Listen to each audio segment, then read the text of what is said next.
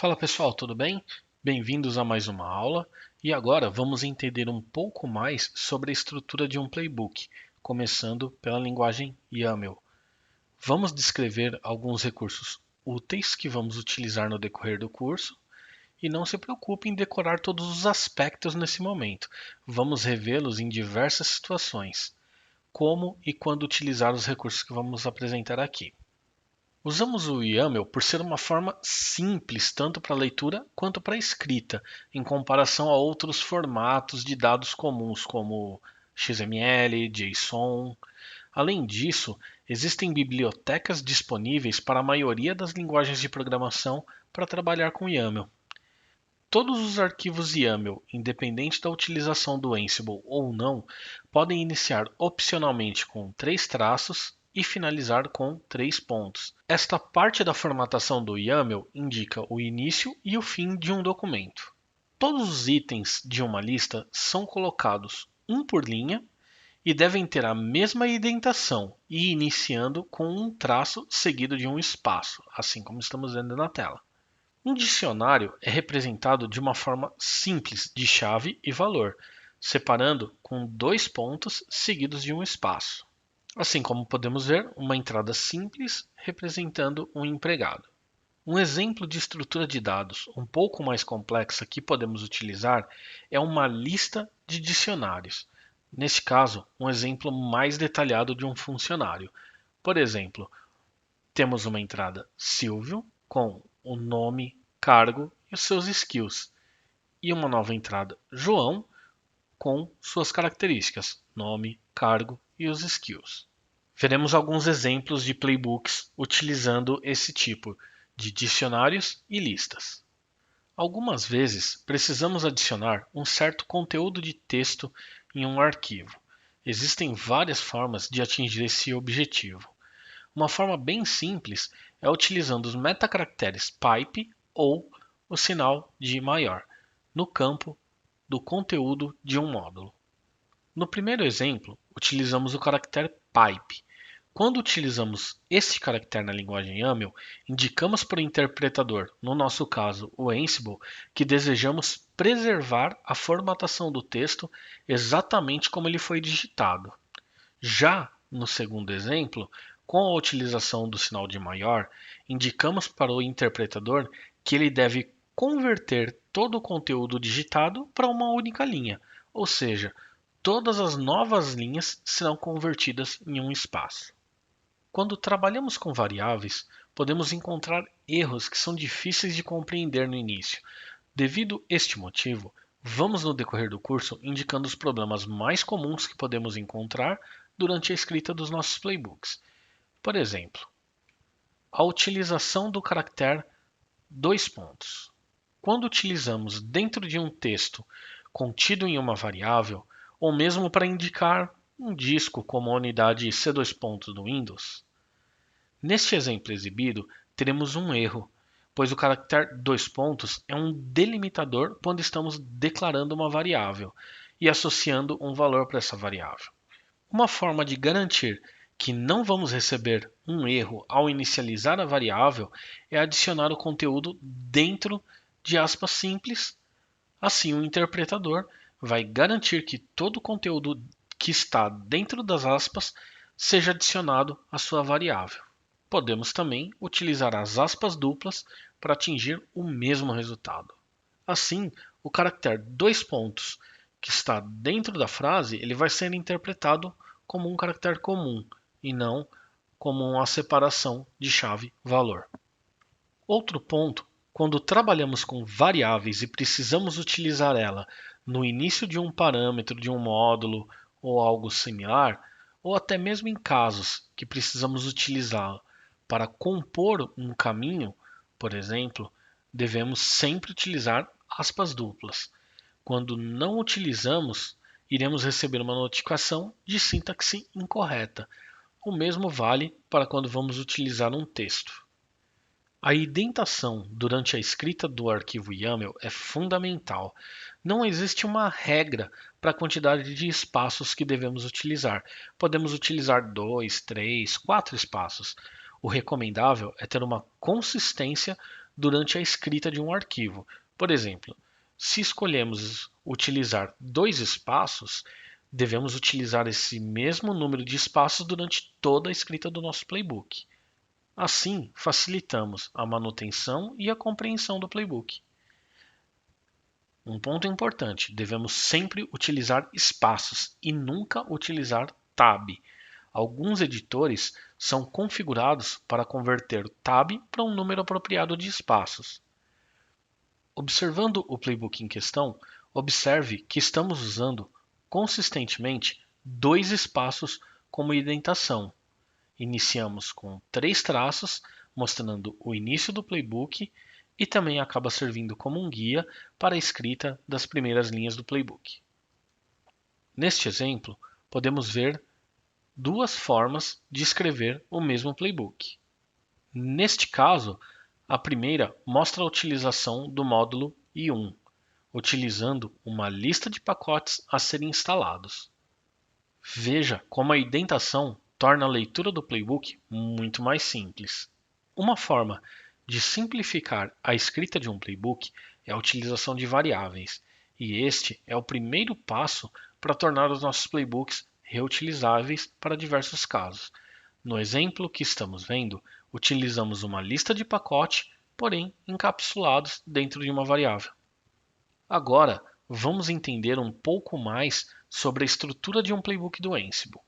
Nome interno de arquivos e estruturas de diretórios que o Ansible utiliza e como isso afeta a nossa organização e execução de tarefas. A estrutura aqui apresentada considera a instalação de pacotes em 2 grupos de servidores, sendo eles Web Servers e DB Servers.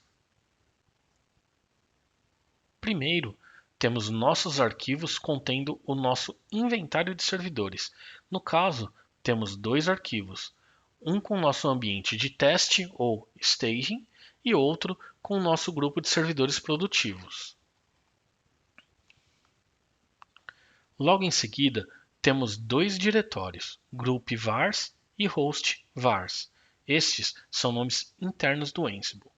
O Ansible identifica a existência desses diretórios e busca por arquivos com o nome dos grupos do nosso inventário no diretório group vars e busca pelo nome dos hosts do nosso inventário dentro do diretório host vars e assim aplica as variáveis definidas nos arquivos em questão. Próximo diretório podemos colocar como um nome qualquer, no caso escolhi files, e assim colocar todos os softwares e arquivos adicionais que precisamos copiar para os nossos hosts. Os próximos diretórios que possuem nomes internos do Ansible são Library, Module Utils e Filter Plugins. Esses são mais difíceis de ser utilizados. Por exemplo, Library, se tivermos algum módulo customizado que queremos incluir dentro do nosso playbook, ou se tivermos alguma dependência específica para os nossos módulos customizados, aí utilizamos o diretório Module Utils. E caso vamos utilizar algum filtro personalizado, iremos colocá-lo dentro do nosso Filter Plugins.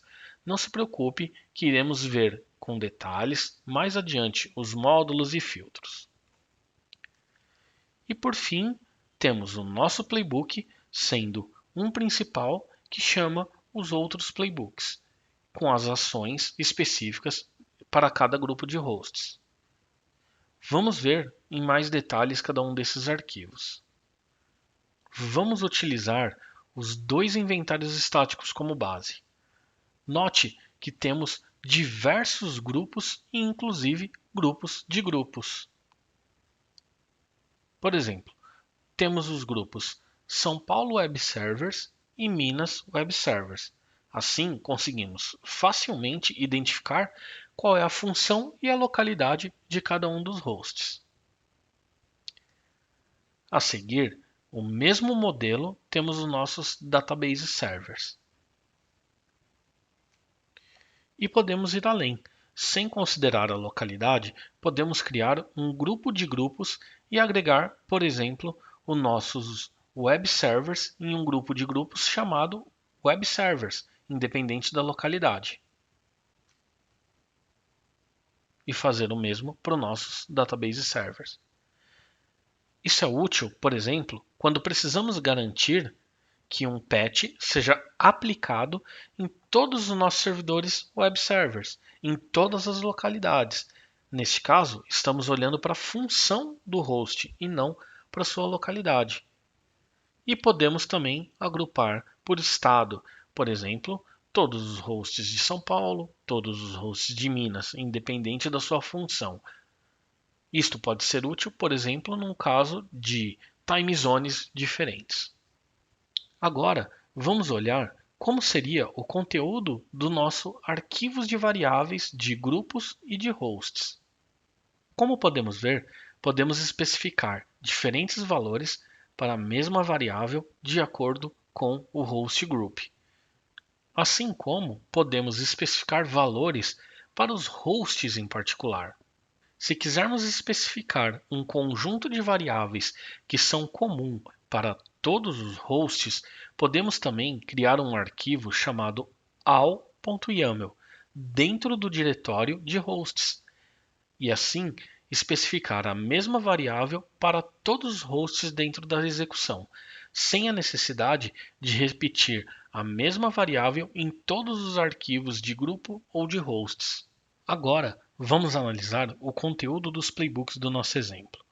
O primeiro playbook, site.yaml, que seria nosso playbook master ou playbook principal, possui apenas 3 linhas, o indicador de início do playbook com 3 traços e na sequência efetuando o import dos playbooks que contém as tarefas que serão executadas durante a atividade em questão. Observando o primeiro playbook, que configura nosso ambiente web servers, vamos entender um pouco melhor o seu conteúdo. Na primeira linha, temos os 3 traços, indicando o início do playbook. Logo em seguida, temos o início de um play, com um nome que será exibido na tela. Na sequência, temos o parâmetro hosts, que é obrigatório, pois indica qual host ou grupo de hosts que serão alvos da execução das tarefas. Logo abaixo de hosts, temos o nosso parâmetro tasks, que indica que logo abaixo teremos as tarefas a serem executadas neste play. Note que no parâmetro name inicia com um traço e os parâmetros host e tasks iniciam com 2 espaços, ficando assim identados ao parâmetro name. Adiante em nosso playbook, teremos nossa primeira tarefa, que garante que o pacote HTTPD esteja instalado na sua última versão disponível. Note que começamos novamente com um traço, seguido de um espaço e o parâmetro name, que exibe uma mensagem na tela, neste caso indicando qual ação está sendo executada. Devemos alinhar o início das tarefas com o primeiro caractere da palavra-chave tasks, indicando que o grupo de tarefas que estamos criando fazem parte deste determinado play. Quando começarmos a escrever os playbooks na próxima aula, iremos fixar esse conceito de indentação. Logo abaixo do parâmetro name, temos o nome do módulo que vamos utilizar, neste caso, o módulo i1. Note que o módulo i1 obedece o padrão que utilizamos anteriormente, mantendo o nome do módulo alinhado com a palavra-chave name. E por final, temos os parâmetros do módulo ou da tarefa que precisamos manter os 2 espaços contando a partir do primeiro caractere do nome do módulo. E assim seguimos para o restante do playbook. E podemos ver que o DB Servers segue o mesmo padrão que criamos para o Web Servers, porém executando para um grupo de hosts diferentes, no caso DB Servers, e tendo os pacotes e regras de firewall específicas para ambientes de banco de dados. E agora, vamos começar a escrever o nosso primeiro playbook até chegar num modelo igual a este e depois evoluir.